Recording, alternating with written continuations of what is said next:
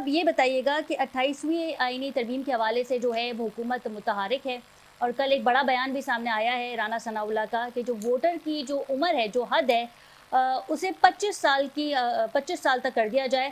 اس سے پہلے ہم نے دیکھا تھا پاکستان میں جیسے ہی آپ کا NIC بنتا تھا، آپ 18 سال کے ہوتے تھے، آپ ووٹ کاسٹ کر سکتے تھے۔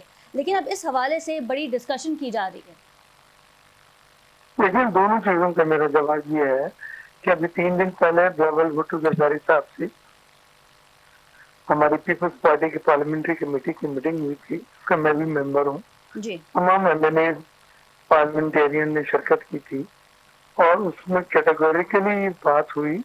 بلاول صاحب نے کلیریفائی کیا کہ نہ 28 امینڈمنٹ آ رہی ہے، نہ ہم سے مشاورت کی گئی ہے، صحیح۔ نہ اس طرح کا کوئی ہمارے علم میں ہے کہ جی کوئی امینڈمنٹ جو ہے بلانا چاہ رہے ہیں آئینی، پہلی چیز۔ صحیح۔ اور جہاں تک سوال ہے عمر کا، تو دیکھیے اس وقت الیکشن لڑنے کی عمر 25 سال ہے، ووٹ دینے کی عمر 18 سال ہے۔